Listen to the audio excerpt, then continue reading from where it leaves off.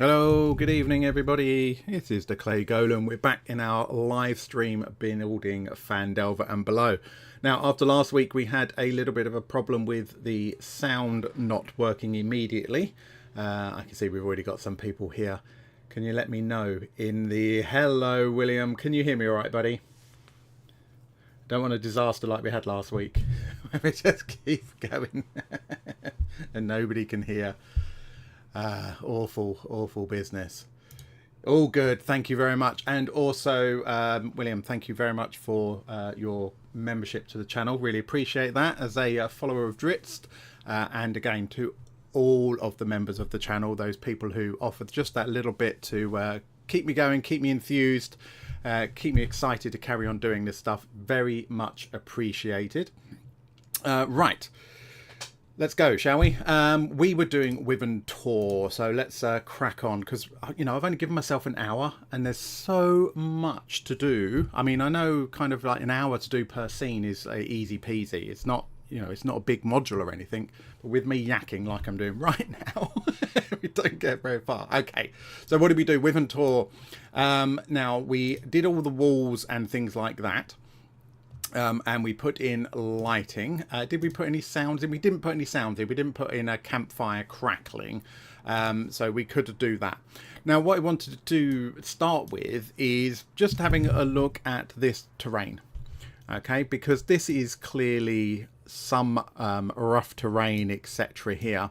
And if we look at the overall image, this is clearly, you know, lower ground in the middle here compared to the upper ground, and this is part of, well, it's Wyvern Tor. It's in the hills and the mountains and things like that. Difficult to see on this map, but I imagine that this is much higher up here compared to lower down here, with the actual main road being down here, which would suggest that this is a slope.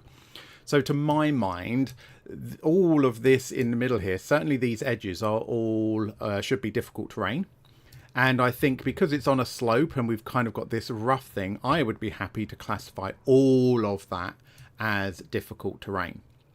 So that's what I'm going to do. Now, we know that we use regions to do difficult terrain. So we can either draw that region out, or we could use walls to do it. But let's draw this region out. And we're just going to include the tops of these cliffs and things like that. It's really easy to do. I could be smarter and be snapping. We're scrolling really fast as per usual. I'm just going to bring that all the way up to there and across like that. There we go. See, it's like, what are you doing with this? But it will flip over and make sense as you go further forward. So all of that is going to be difficult terrain down there. I'm going to leave that little lip as not difficult terrain. Scroll down a bit, a little bit. Somebody one day is going to say, did you know that if you hold shift when you do that? But I'm just being lazy. So I'm going to make all of that difficult terrain. And when we're doing regions like this, all you need to do is double click. And there we go. So it sealed that whole region off. We looked at this before, of course, so this is quite straightforward. All we need to do is to go in here. We're going to go to our behaviors. We're going to add on a behavior, and we can add on difficult terrain. Now, do note that there is modify movement cost. It's not the same as difficult terrain, but let's look at that in case that is something that you might want to use in your games and things like that. So straight away you can change what it is. You can disable it like anything else, but this is the costs for walking, fly, swim and burrowing through this terrain. So we can put two different things on here if we wanted to. So we can, for example, say, well, actually it's 1.5 times your movement if you're walking. I don't know, it's half movement if you're flying. You can adjust it like that if you want to, which is a pretty cool way to do it. So you can have specific areas where you say, well, actually, it's difficult terrain if you're walking, but not if you're burrowing and not if you're flying. So just be aware that you can do that if you want to. I don't want modify that. I want our classic difficult terrain. Begins with a D, of course. Difficult terrain. It's not magical. What type is it? This is going to be rubble and rocks. Okay, now we could say steep slope, but I'm going to go for rubble and rocks. I'm not going to say it's that steep. I'm just going to say it's, you know, it's rubble, rocks. It's on a slope. It's what I don't know how many people know what a scree slope is. I do. I'm not sure if that's just a UK kind of term or what, but there we go. You can also, of course, ignore certain dispositions, but I'm not going to. It's going to be difficult terrain for everybody. So there we go. That's easy. Done. No drama whatsoever. So good stuff. Lovely jubbly. So now what do we need to do? Now we need to actually put the encounters on here. Of course, we're just moving across. Now, this is one of the major weaknesses of this original version of the adventure. When we look at Wyvern Tor, it talks about this crag, prominent landmark, lovely jubbly, little bit of background. Then it talks about the orc camp. It's a bit weird because it literally is go there, fight some orcs, come back. It's really linear, it's really basic, and it's got zero depth to it. It's a bit pants. You know, you might want to jazz it up. You might want to make it something slightly better. And there's a number of those encounters in this. Go to Old Owl Well, do something, come back. Go to Wyvern Tor, do something, come back. They're just an excuse to gain XP. They don't really tie into the adventure particularly well at all. So, you know, do what you feel you need to. However, we're sticking with the basic module. When I run this, I will add flair and I will add stuff in it, but we're building the basic thing here at the moment. So it talks about faint smell of smoke, blah, blah, blah, blah, blah. If the characters can quietly and expeditiously take out the lone orc, they have a chance to surprise the orcs in the cave. So it talks about the fact that you're remaking this in Shadowdark and change the villain to Venom Fang. Oh, okay. Yeah. So absolutely. Because it's just, otherwise it's boring, isn't it? It's just yawn. So we've got... so it talks about sentry. Hunkered down boulder 20 yards outside the cave. Keeping watch is a single orc. So we need a single orc. This looks like a likely boulder, right? I mean, it says 20 yards. That's not very helpful. But we're going to use this for it. Did we put out orcs? We haven't got orcs yet, have we? So we need to find an orc. So we want to go to our monster manual. We want to go to our monster manual here. Let's find orcs. It's going to be under O. It's not going to be under O. Why? Why are you not under O? Now, is this because they're going to be under something bizarre? I mean, I tell you, I struggle with this monster manual. I mean, it's not the monsters and things. It's just finding stuff. What the heck are orcs under? I mean,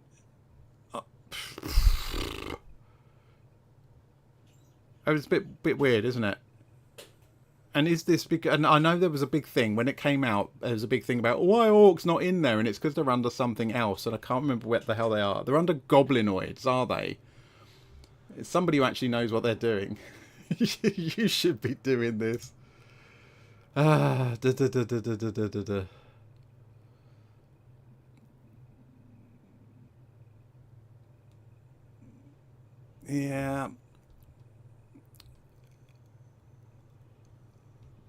Yeah, no, not finding it. No orcs in the monster manual as they are playable race now.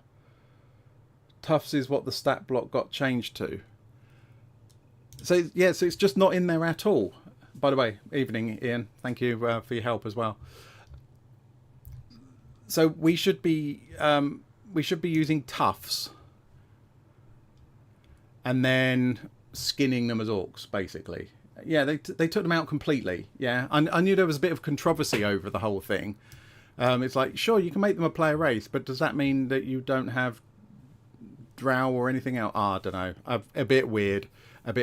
So I'm going to have a quick look in the module, just remind myself of a standard orcs kind of stats. Armor class, so not a boss. Yeah, they've got lots more hit points. Yeah, this tough is a lot tougher than the normal orc, that's for sure. Again, that's referencing the normal manual. Just drop them from the legacy SRD monsters. Yeah, that's probably a really good idea, isn't it? D&D legacy content, monsters, and we'll use those. Yeah. No, not features. Ugh. Humanoids. Right. Good idea. Well done. Let's chuck you over there. And we'll just go with that. Now, what I will do in the background is I will just check stats and things like that to make sure that's going to work for us. It all seems a bit ridiculous to just not have orcs as a monster, because they are a monster. I don't care if you can also play them as a race. That's great. We've got our great axe, we've got our javelins, we've got our aggressive. Right, so that was a bit of a detour already, wasn't it? Ah, dear. What's great is I've also lost the page of the adventure. Right, so the Marauders in the cave. 6 ordinary orcs and an ogre named Gog. So let's go up here. And we're going to stick our 6 ordinary orcs out here. This is really easy. 1, 2, 3, 4. And I know I could, if I could be bothered to use my fingers, I could just do Control C, Control V on those and just slap them out a bit better than that. We also need an orc with 30 hit points. So this is going to be, because this is kind of like the leader of them, what I'm going to do is I'm going to duplicate this orc and I'm going to update it. So this is, again, he's a named one. Burgor Axe Biter Orc. Just in case I forget what the heck he is, right? Because I'm an idiot. So all it says is basically he's the same, except he has double the hit points. That'll be why he's in charge, because he's a bit tougher than all the rest of them. All right. Now, what I do want to do with this is I'm going to configure his prototype token. It's easier to copy and paste than it is to retype the whole thing. I'm going to put that on there. Display name always for owner. Being the DM, I'm the owner of it, so that I can always see that, which is good. I can link to the actor data in this particular instance. It doesn't make any difference. Appearance, that's all good. I don't need to do anything with that. All right, brilliant. Excuse me, having to clear my throat. Where'd he go? What was he called? There he is. So we're going to drop him out here. Now, again, all the orcs are going to kind of look similar to each other. So I find it's really useful to have those names on, just so it makes a bit more sense when we're looking at them. And we can also change these orcs. They're not necessarily going to be staring at the entrance of the cave because they've got a guy on watch, so they don't need to. So, and again, I tend to do things like that. If some player decides to sneak into the cave and they can see all your tokens just kind of dump their face in the same way, it doesn't look particularly good. So I do like to position them a bit for that. All right, we need a filthy ogre named Gog. So let's go back to, let's try this again. Go to our monster manual. We can have ogres. Please have ogres. Yay, we do. Good. Should do. So back to our monster folder. We're going to drag our ogre out over here. Lovely. His name is Gog. So let's update that. We're going to call him Gog the Ogre. And once again, I'm just going to update the prototype token for him. So I've got his name in there and have that always for owner, so that I can always remember what his name is. Because any of you who've DM'd, well, no matter how much experience you've got DMing, you will know that it's a pain in the butt trying to remember everything. I'm going to stick a Gog here. He's going to be stuck back there in that part of the cave, out of the way.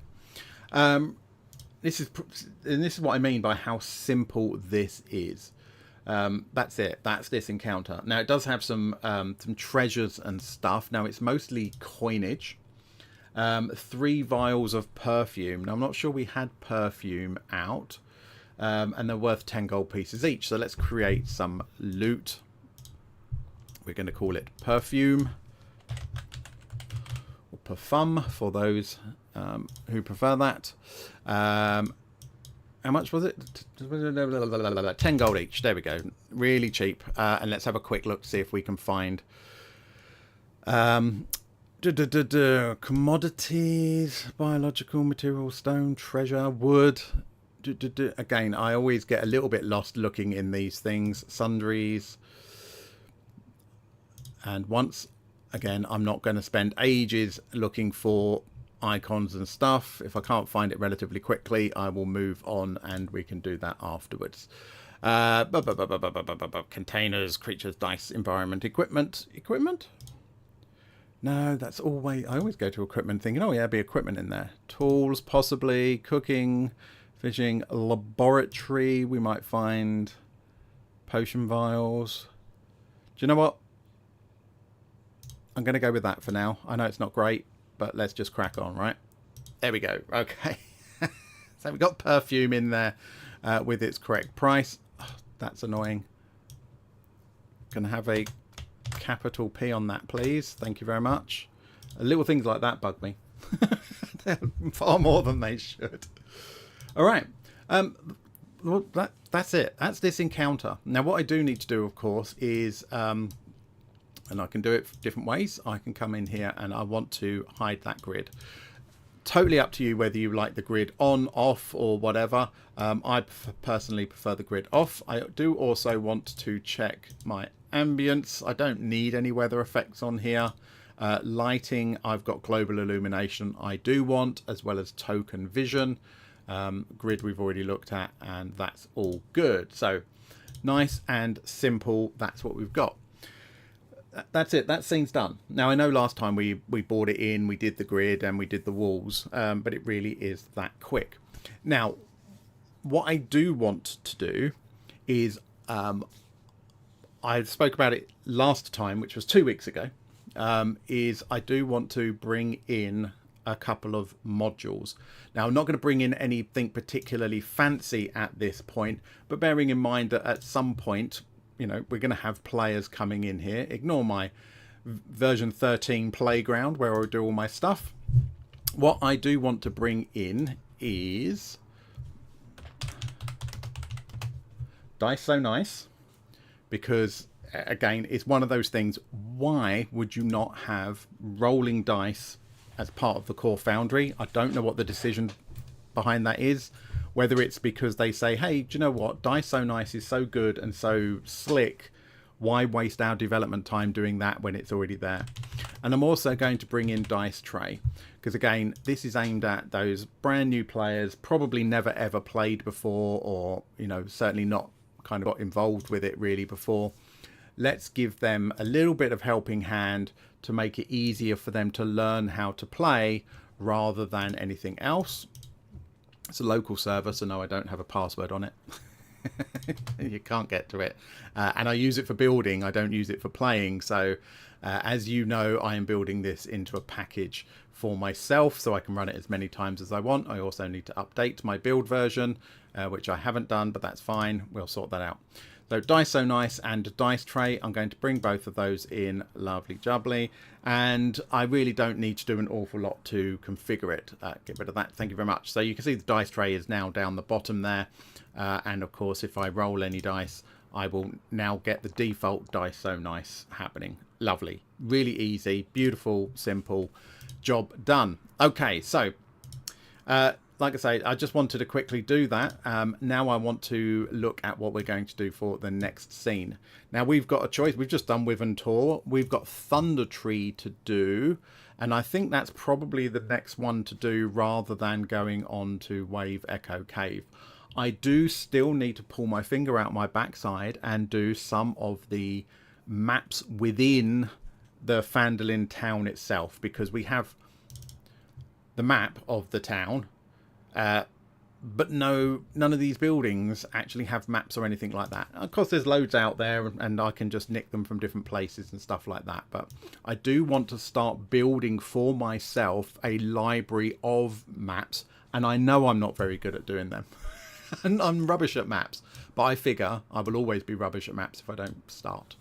So I'm going to start building like lots of things for like lots of inns and bits like that. All right, so shut up and get on with it, shall we? So again, in the spider's web folder, we're going to click that create scene here. And this is going to be Thunder Tree. And this is another one of those ones where I go, well, hang on a minute. Hang on. You know I can't speak and do stuff at the same time.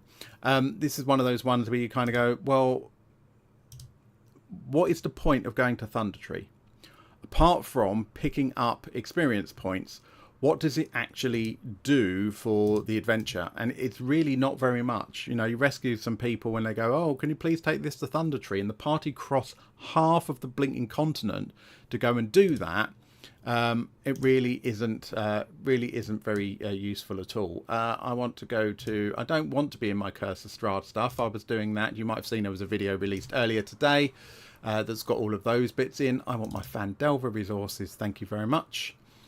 Thunder Tree, and now we need to choose a map. Now again, I've got it really small. Come on, make it a bit bigger for you. So we've got these different versions here. We've got this. We've got. Why is that not showing?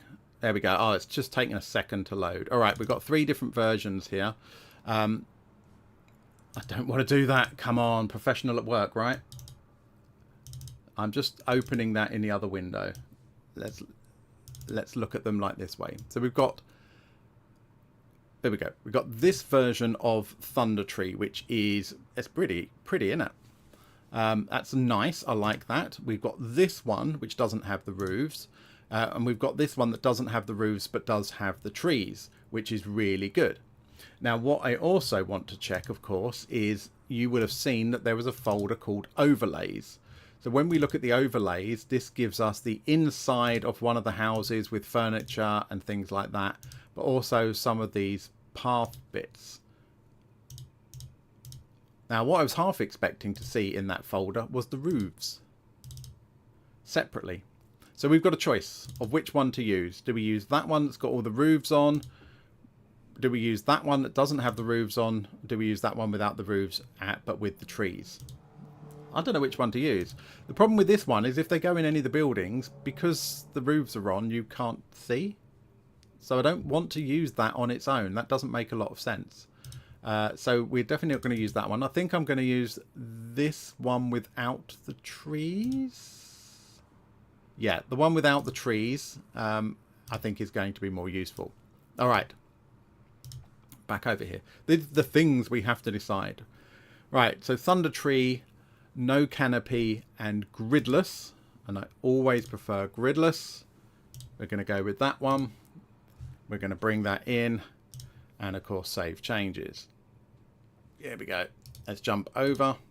And here we are. So it's a very pretty, and it's got, you know, it's got the shadow so you can see where the tops of the trees are. And I think that works quite nicely for this. So back into Thunder Tree, what else do we need to do? I need to go to my grid, and I need to, as I always do, make it nice and red and make it more visible so we can actually judge the size of these buildings. I mean, you know, 5, 10, 15, 20, 25, 30, 35, 40 foot. That seems a little bit big, doesn't it? So let's change that up to start with. There we go. That seems a bit more reasonable. You know, that table is now almost 10 foot long rather than being 20 foot long, which is a heck of a table. We don't want that. So I think this is better. Now, are we aligned? Now, again, with these particular maps, if you look where the grid is, it fits perfectly with inside that wall. And it does with all of them. Pick another building. See, no, this one doesn't. This one, can you see that the grid is actually on the outside wall itself? On the outside wall itself, on the outside wall. That's how I want it. And then you get one building like this where that is not the case. And the walls don't match up with the grid. So resizing the image and stuff like that won't actually help us with that at all. All right, so the first job, of course, is, well, I mean, you can do it in any order you like. For me, the first job is walls. Let's just slap some walls in, shall we? Oh, yeah, there's a broken window. We're going to leave a gap for the broken window. But you notice I'm not snapping to grid on the basis of the fact that that grid doesn't actually meet on the walls now. We can go across that. We can go across that to the edge of that. Let's just move that. Actually, I'll move it slightly in because the characters will see it from the outside first. We had that discussion when we're doing Cragmore Castle. Is if the characters are standing here and can only see as far as the wall, I want them to be able to see the brickwork so they can see why their vision is blocked rather than anything else. We can just stick that all the way across over there. Let's move that up that one. There we go. Down here to the window. Having challenges with the mouse. I say I'm having challenges with the mouse. We all know it's me that is the challenged one here, right? Okay, so doors. That's going to be a door there. And we can see that one doesn't quite line up. Does it matter? Probably not. Does it matter to me for whatever reason? Yes, it does. It really annoys me if they don't match. If it's slightly wonky, the players won't necessarily even be able to notice that. All right, so that's our doors in. Easy peasy. Let's stick... now, these are broken windows. So we might just leave that open, right? This one, the token would be able to move through it. I'm going to put the window in. I'm going to put them in. I'm going to put them in. That's what I'm doing. Executive decision. And that's one of the more intact rooms that we've got. So nice and easy, in it goes. And I think that's where we get some of the overlays. Now for these ones, these ruins are going to be much easier. I am going to put snapping on for this because that's just going to make my life much easier. That snapping, bosh. There we go. Lovely. Except I'm an idiot. There we go, because we've got a gap down there. We're just going to do this with all of these. There we go. Anywhere there's a wall, we're putting in the wall. Yeah, we're going to do it all the way up there. Put one in there. There we go. And again, it doesn't really matter. That's a partially collapsed wall. I'll let them climb over that. That's no real drama, is it? Same with that. Partially collapsed, but that's fine. And you can see that when you've got a decent map, that is half the battle. I mean, like, literally half the battle. You can just slap these out really, really quickly and just crack on with it. That's going to be a window, so I need to do something slightly different with that one. Slap that across there. Because, and understandably so, put a door in, put a door in. Sorry, I'm doing that thing where I'm where I can't talk at the same time. Right, so this window here, because this is halfway between, obviously with the snapping on, that's not giving us what we want. So turn the snapping off. We can now put our window in, and of course we can then put these other bits of wall in, so that makes sense. Easy peasy. I'm going to put snapping back on for the next building, which is going to be this one down here, and we're just moving around. I mean, you can see what we're doing. It's really easy from here on. That's going to be broken down enough that they can walk through that if they want to. They'll certainly see through it.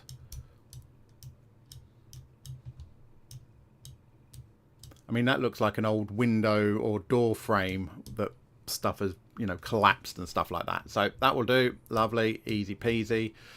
We will need to decide what we're going to do about regions with regard to what's considered to be indoors. Yeah, we're just going to do that. Again, I'm not hugely fussed about getting it perfect. I am going to do a few little adjustments on here by turning the grid off. I'm going to move that back to there, just because that's how that looks. That should be. I'm going to move that one back a bit as well. Move that one over there. Move that back a little bit. Again, just so it sort of matches. It doesn't have to be very precise. Move that one up a little bit. Ruins always get a little bit finicky with stuff like that, but we don't have to worry about doors and stuff because it's ruins, which is great. Let's put snapping back on while we go and do this one. Slap that out. There's a window there. We're going to have to do a little bit of that finagling again. And once more, yeah, a small little window there. So let's turn off the snapping. We can put that one in.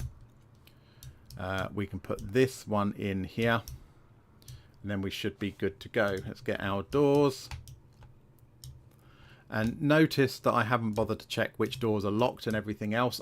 I don't think anything is locked here because it's a ruin. And if it is, they'll just go through the hole in the wall, right? Doesn't make any difference. Oh dear. Okay. Just throw some of these together. Real easy. Bosh, done. Now, of course, there's going to be a number of these areas that we would say are difficult terrain. And now the fact that we've got that ability to do it, it would be silly not to, wouldn't it? It would be foolish not to use the tools that are provided to us by the Foundry gods. Happy with that? Happy with that? Yeah, let's pull that out a little bit further.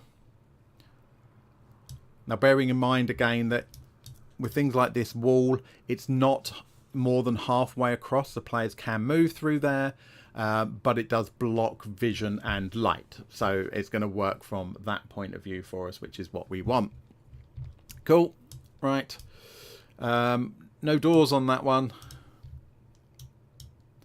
So I guess we ought to kind of decide. I say we decide. Ultimately, I need to decide what I'm going to do about Thunder Tree for the actual thing. Now, I've run this particular adventure a few times, and every time I do it slightly different. It depends on the party, depends what they're interested in, you know, what goals they're pursuing as individual party members and things like that.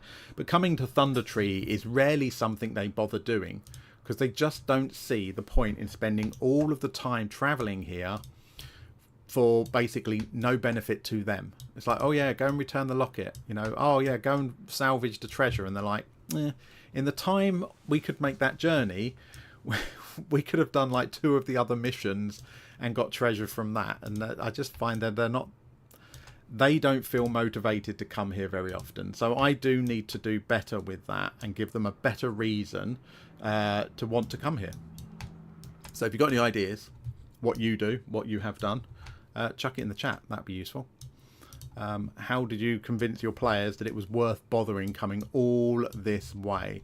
I mean, the other thing you can do, of course, is rename it and put it somewhere else. Put it much closer to where they are, rather than miles and miles away from the rest of the adventure.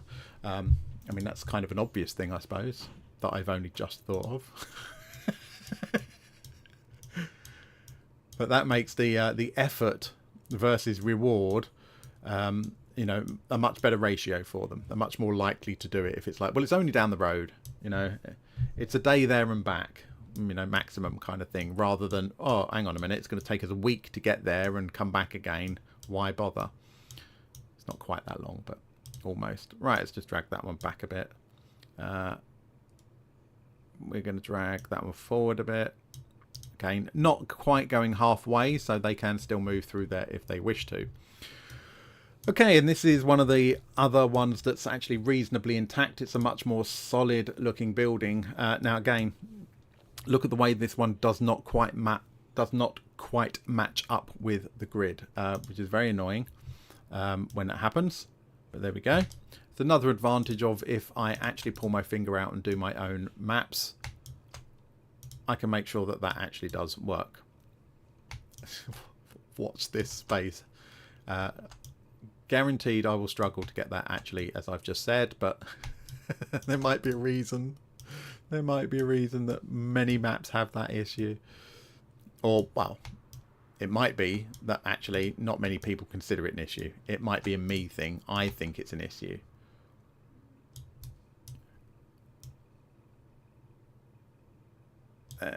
Just trying to get that. That will do. And again, with these little arrow slits, I'm just being careful not to make them too wide.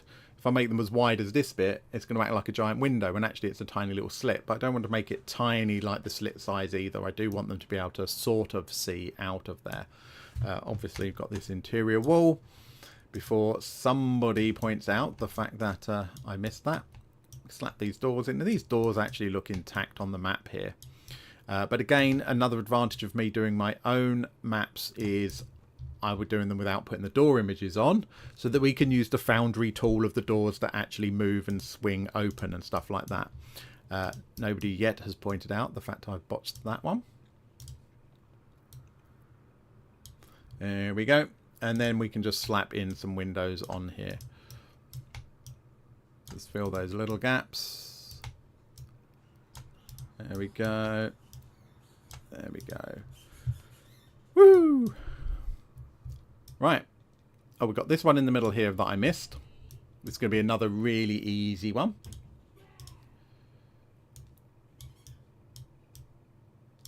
I'm not sure how much of that. Do you know what? I'm just going to say the whole of that back wall is... There we go. We're going to do that. And then the only thing we got left is the tower over here. Now, we've got round walls here just to be a pain in the bum. Shouldn't avoid round walls just because they're difficult to do that on. And this is one of the things that I'm hoping we do get in Foundry, is I'm hoping that they are going to give us better wall tools so that we can do curved walls properly. Because why don't we have curved walls? And I get that it's not as you know, it might be considered, you know, much more challenging or something like that, but still, you know, I should be able to go, look, make this a curved wall and this does a nice curve for me, rather than this botched thing that I'm doing. There we go. And you can tell I'm concentrating, right? Because I stopped talking.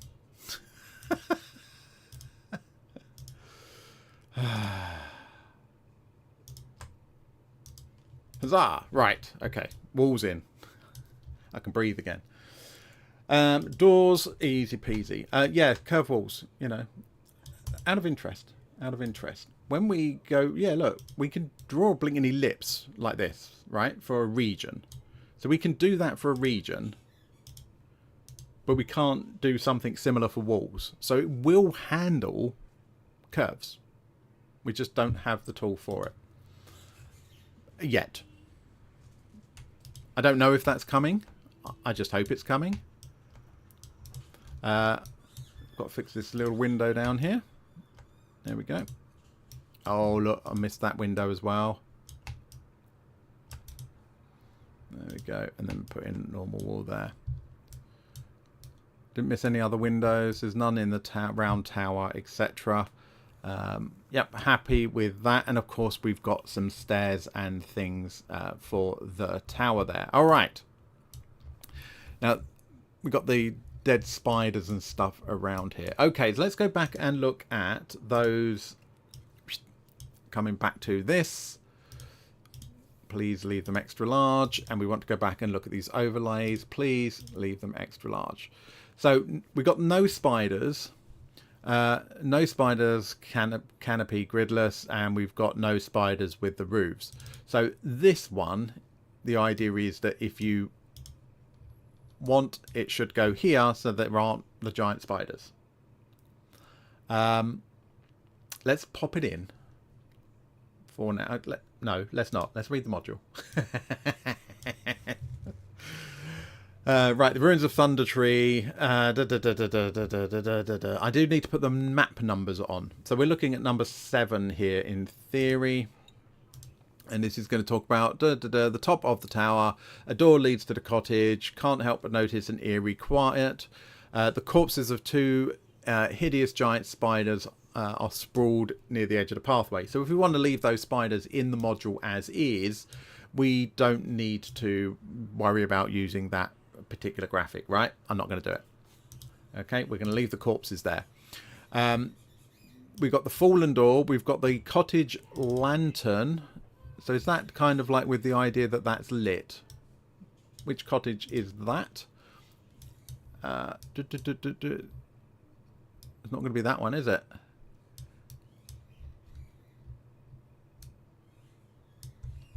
Which cottage is it? Is it this one? No, it's a square one. Is it this one? This is exciting for you, isn't it? Oh, it's this one. Oh, I see. So all of that image is that cottage, but with the light already on. Well, we don't need that, do we? Because we're in Foundry. We've got our own lights. Now we've also got the cottage fireplace one as well, which again is just a lighting thing. Once again, we don't need the lighting. So this one here, it's for lighting. We don't need it. Lighting, lighting. And this one for the fallen door. Is that for here? It's not for that one. And again, I'm not sure that we need it. It's not for here. It's not for there, is it? No, it's not for there. Excuse me scrolling around. I know that's kind of... It's not for there. Oh, it's for here. So it gives us a tile for the fallen door for this part. I don't think we need to worry about that. I don't think that's going to add anything for us. So we don't need to put in any of those extra tiles. I don't think so. I'm not going to. All right. So we've got walls in. Happy with that. What about regions? We do need to put some regions in. I do want to put in some interiors. So we're going to go to our regions. We are going to select... well, not that. Stupid boy. We're going to select that. Go to our regions. We're going to add a region on here. Shapes. Give me my walls again. Thank you very much. And I'm going to add that on there. And that's a nice way to make sure that you haven't accidentally missed any gaps either. Right, other ones that are fully enclosed. This one here we'll add on there as well. So anyone that's got basically intact enough to have a roof on. So we're going to have that one. And we're going to have this one up here. And we're also going to have this one. All right, so all of those areas, they're all the same region. And then we're going to add a behavior on here. Now, the behaviors we can have, whatever we like, really. Suppress weather. So if we put weather on, we're not going to get the weather inside those particular buildings, right? Nice and easy. Bosh. All right, so if you're not sure how some of these region tools work, let's do that. Let's prove the point, just because, again, this is supposed to be for those people who may have never done any of this before. If we go into our scene and we go to our ambience tab, we've got weather effects. I'm going to put blizzard on this scene, so you can see that we've got snow absolutely everywhere. But not in these buildings here. And the reason we don't get it in these buildings is because we built that region. So you saw how I did that. I created a region. And then I used, under shapes, I used to add from walls. So then you can select your walls by making sure you're on the walls thing. Those are all selected and I clicked add. Then it added it to here, and I did that with all of those. And then the behavior we added was suppress weather, which is why we've not got snow inside these buildings now. So yeah, just to prove that point. So it's a really, really good tool for adding that kind of stuff. You know, when your players are, you know, coming out of the horrible weather, it's actually not raining indoors, etc. Right, so what else can we do with our region? Well, I'm going to rename it because it annoys me when I don't rename things to make sense. We're going to call it interior. But when we're indoors, I like it to be slightly darker as well. Okay, because you all know this. You go indoors, it's always slightly darker than it is outside. We can use adjust darkness level. So that's the default one because we start at the top with an A. And we're going to add that on. Now we've got options of how we can do this. Is if we override, basically we're going to set the level of darkness with inside this building regardless of what happens outside. So you can set it to say be 50% dark in the night time. So when you make the whole scene nighttime, it will be brighter indoors than outside because this will not change. You're overriding it. Do we want to make it brighter than the general scene, or do we want to make it darker than the general scene? I want to darken. So it will always be, I'm going to put it there, 0.2 darker than the outside. So I'm going to click update behavior and update that region. And you will see that this is slightly darker inside than the outside. And it just kind of adds that little idea that the inside is not quite so bright. It's a little bit more dingy and stuff. And depending on the building, you can make that significantly darker inside if you want to do that. We have got holes and we've got windows and things like that. So I'm not going to go nuts with it. Not in this case. But you can do some really funky stuff with it. I definitely want to stop that blizzard though. There we go. But if my party come here at a particular time, whatever the weather is, I can easily throw that weather onto the scene and already my buildings are ready to cope with it. So nice and simple. Now, what about lighting? Do we need any lighting in here? Well, I normally do the trick of have a look to see if there's old torch sconces or lanterns laying around that they might walk into a building and just light. Because if they light something that's already there, because why not, I want to have a light ready. But I don't think we can have much of that in this particular scene, which is good. The old blacksmith's smithy down here. No, there might be when we come to put the characters in, because I think this area is being used by NPCs. We may well want to add some lights in for that. What about up here? Again, so no sconces or anything on here at all. Even on the outside of this, which is probably a bit of an oversight making the map. But whatever, I'm not going to criticise because it's a beautiful map and it's better than I can do. So let's not be let's not be picky about these things. No lights required. All right, now again, I'll just double check because right. So we've got token vision, we've got fog exploration. I do want to make sure I've got global illumination on. If you don't have that on, your players are blind unless they put their own lights on. But we want it to be global illumination, which means that we can set it to be night time. You can see that's getting darker and darker. There we go. But we can also make that daytime again like that. Now the players will be able to see that because we've got global illumination switched on for it. All right, so that's all basics. Basics are done. It's about filling out the actual scene now. Let's start at the top. No, let's start at the map. I'm going to go put in my markers on these areas, which is going to make that next stage much simpler to do. So we've done this before. We've done this on the other ones.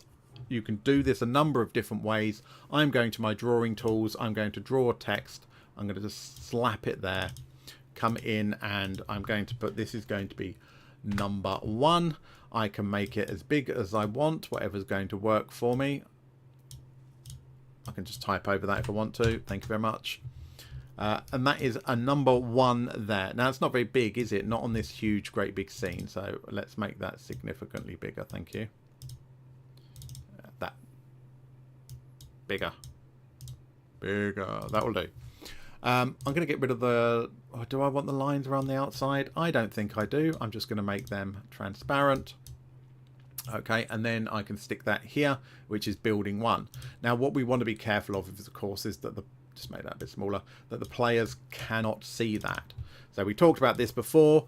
Is this an object or is this information? It does tell you down here. It's an object rendered in the canvas. I want it to be information only, and right click, toggle visible state. So I can see it as the DM, players can't, and then we're just going to slap that out all over the place and update our numbers to make our life easy. When we are running the game, we can reference which building is which really, really simply. Otherwise, you're flicking through the module kind of going, oh, which building you're in? Hang on a minute, I need to find the map again. This is number 4 down here. I'm going to move that one because that actually covers both of those buildings. This is number 5 and 6. Number 5, thank you very much. This is going to be number 6. Lovely. Now 7 is the tower at the top. This is going to be 8 and 9. Exciting, isn't it, watching me do this?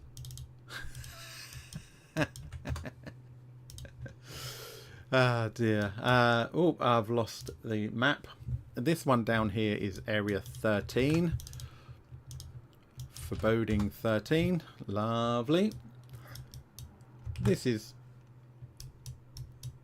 12 in here.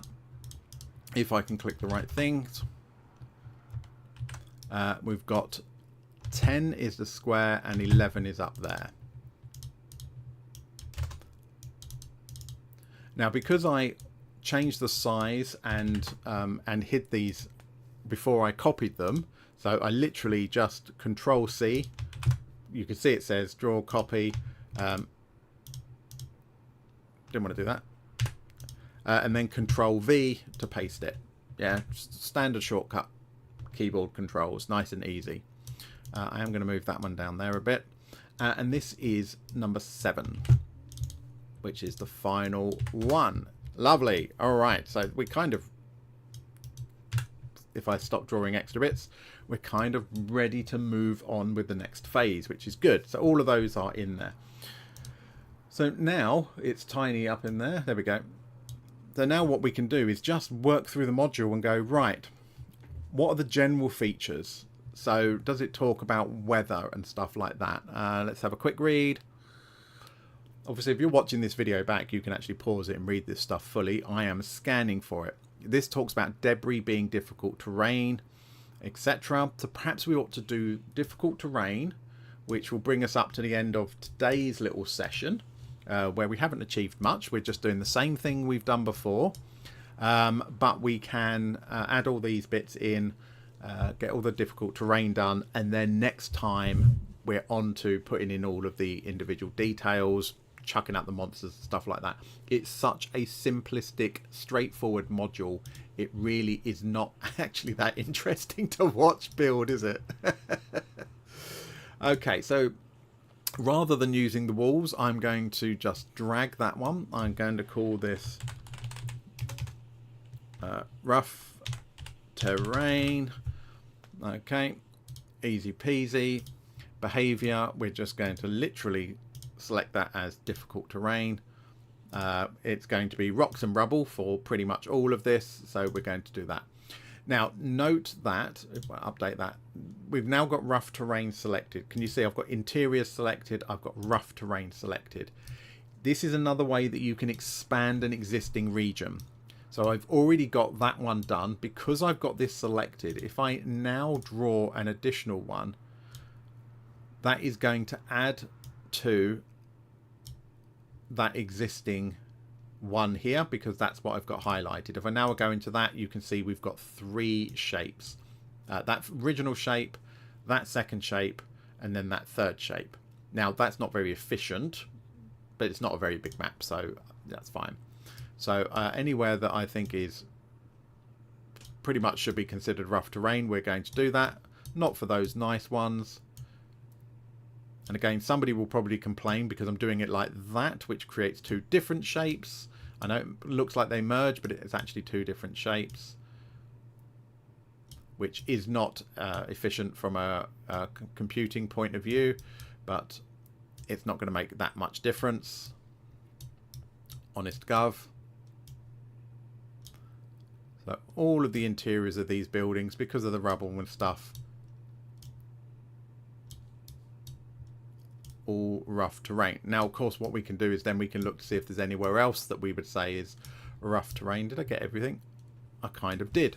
Anything else that we think might be rough terrain that we can add. Now if it's not rubble and stuff, then that's fine. We can create a different region that is for the plants and things like that. So you could absolutely argue that all around here is rough terrain as well, and just because we can we are going to do that. We're going to add in, we're not going to say that they can't cross this, but if they do want to cross this, this is going to be rough terrain all around here. And I know we've got plants and stuff in there, there we go, but that's going to count as rocks and rubble, okay, as far as we're concerned. That's fine, because it is mostly rocks and rubble. Anywhere else we feel we need to slap this in. Get a little bit happy with the rough terrain tool because it's new. Just using it for every opportunity. I'm using it now. because it's cool. It's just a really easy way to apply a fundamental mechanic. And I'm not sure about you guys, but how often do you actually forget about rough terrain? And your players just like wander across all sorts of terrain without impediment because you just forget about it. It's easy to forget. This way, I don't even need to pretend to think about it. It's job done. Okay, so we have got all of those bits done. Multi-flora rows can get pretty rough. Yeah, darn right. Oh dear. All right. Okay. So I mean, yeah, we could do all of these bushes and everything else like that. In fact, you could argue that that's a cliff up there, and we could put, yeah, look, there's a bluff here. So you can't really just kind of go up there. The tower's on a bit of a hill, isn't it? Tower is on a bit of a hill. I'm not going to do it. I'm not going to do it, William.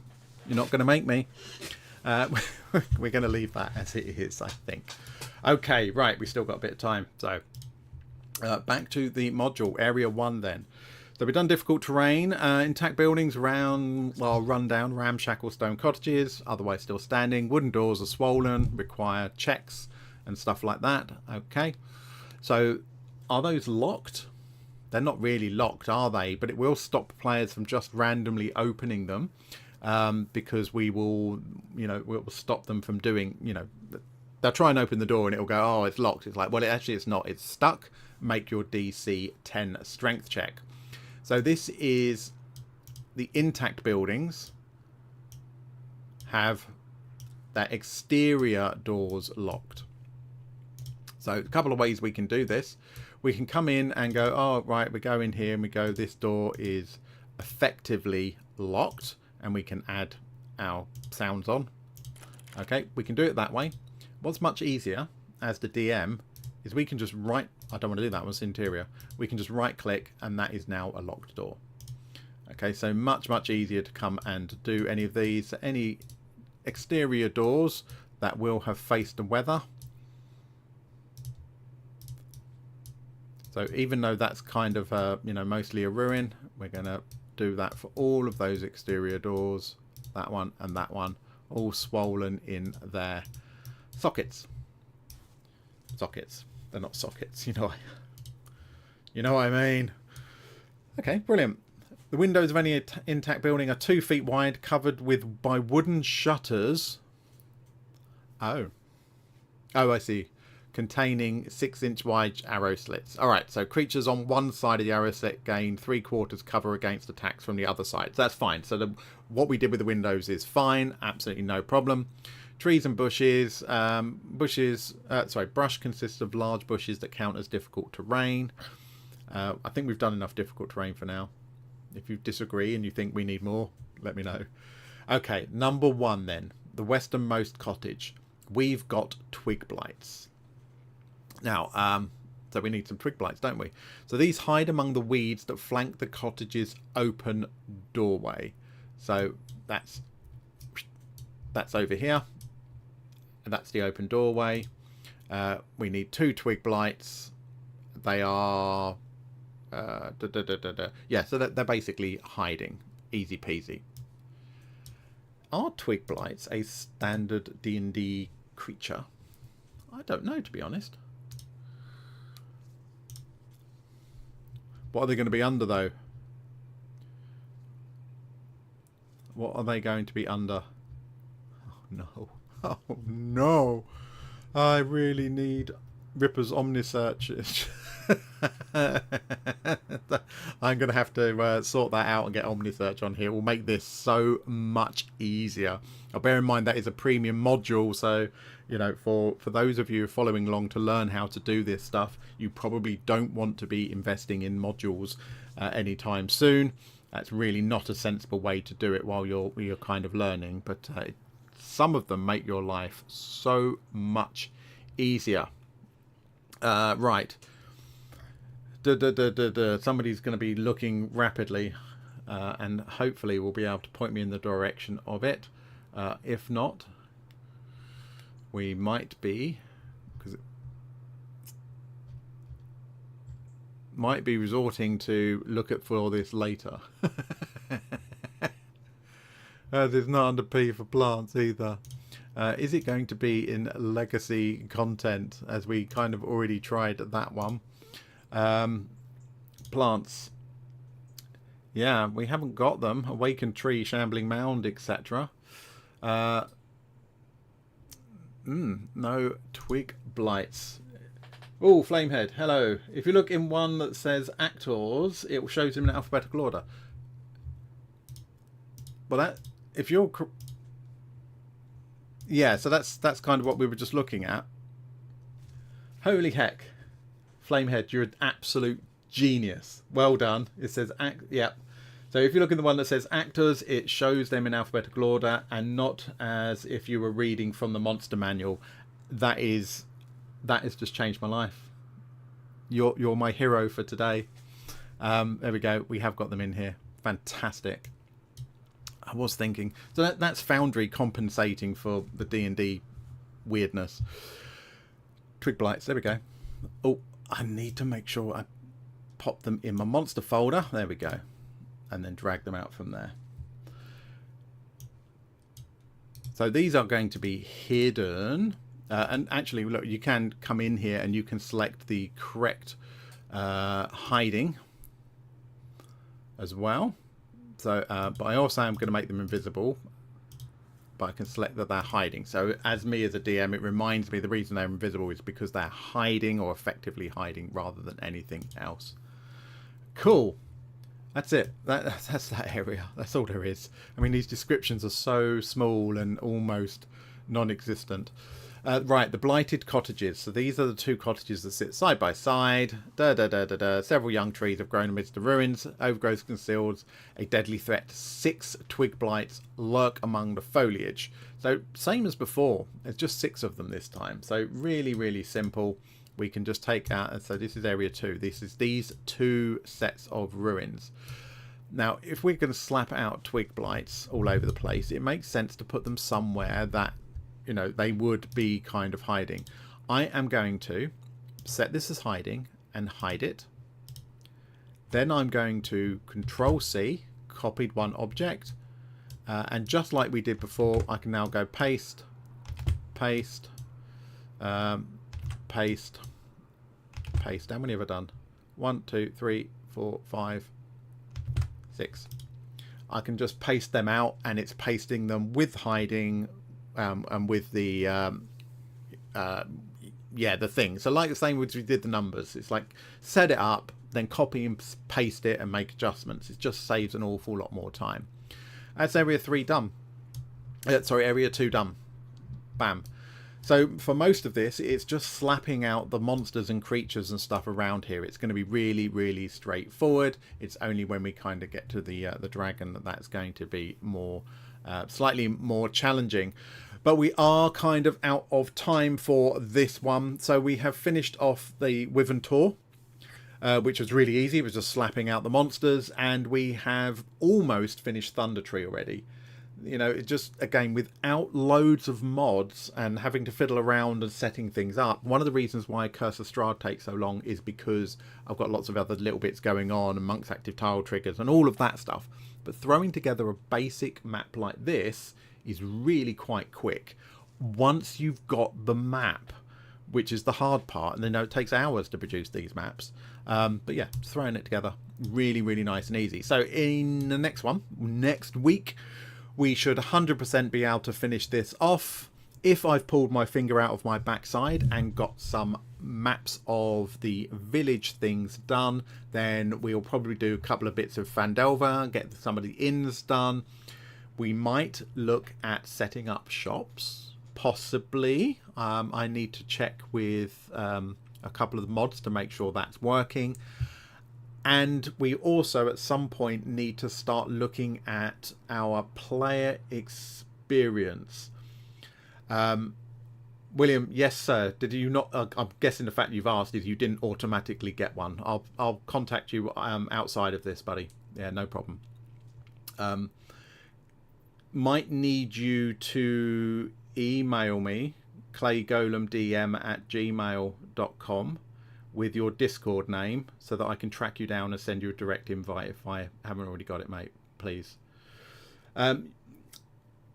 Ian, you could use the compendium browser and just drag and drop from there. It's very good at searching across all compendiums. Yeah, I found that isn't necessarily...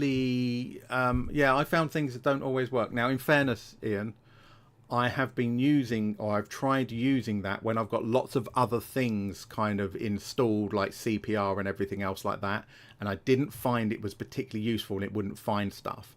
But you're right, when we're not using all of those extra complicated things that make all of those things more difficult, we should actually use the tools that are given to us. Yes, we should, sir. We should. Note for next time, we will do that. Okay, so we're done here. One last thing on mods, as I was just kind of talking a little bit about mods and things like that. If you are new to Foundry, which is kind of what this is aimed at, apart from the excellent people who just turn up for a chat, which you'll very, very much appreciate that. If you are new to Foundry, when it comes to mods, don't install mods because you've heard they're good. Only install mods when you know what it does and it solves a particular problem that you have. That's really important because you can get overwhelmed really fast, like really, really fast with the number of different mods you could use. So it's like, well, okay, so I've put Dice So Nice on a dice tray to give my players a better experience. That's why I've got them. Doesn't make any difference to me as the DM, although I like the dice rolling as well. But that's going to enhance my players' experience. So over the next few videos, we will be bringing in a couple of mods and things like that. I want to start looking at, for my actual player characters, just drag any one of these out for the moment. When they use some of their abilities and things like that, they're casting spells and stuff like that, whatever it might be, we don't have any inbuilt animations, not automations, animations. So we're swinging a sword, there's no graphics for that. Casting a fireball, there's no graphics for that. And I think that really does enhance the player's experience. Again, especially for new players, they can see something happen. Should you get rid of your Dragon Horde of mods? No. If you know what they do and you know why they're useful and you're comfortable with it, go for it, William. I would just say, you know, and again, it's why I've not got any, I've only put 2 mods on, and this whole campaign I'm building very deliberately, we're going to build slowly for the ones that actually add use to us. So if you know what they do and they are working for you and they are contributing to your game, either they make it more enjoyable for your players or it makes it easier for you to run the game, brilliant, go for it. If you're completely new, it's like, yeah, don't, you will scare yourself off if you're not careful, because you get stuck into it and then you go, hang on a minute, I've just spent 8 hours of what should have been game prep time doing Foundry prep time instead. So you're not actually prepping the adventure, you're spending your time trying to get Foundry to work. It's an easy hole to fall in. Don't. Just cut it back and focus on the adventure. Your players won't really care about the bells and whistles if the game is good, if the adventure's exciting, if the combat is, your descriptions and things like that are working really, really well. That's what they're there for. The bells and whistles just nice to add onto that. They can't replace a good DM telling a good story or contributing to a good story. Right, way over time again, because that always happens. Thank you for watching, very much appreciate it. For the people who've been along here, Ian, William, Flamehead, my hero of the day, and the others. I know there's a number of people who are hovering in the background there. Yeah, really, really appreciate it. And I will see you all in the live stream next Sunday, but I suspect there'll be another video out before that, probably next Saturday. Take care, everyone. Thank you. Have a great week, and I'll see you soon.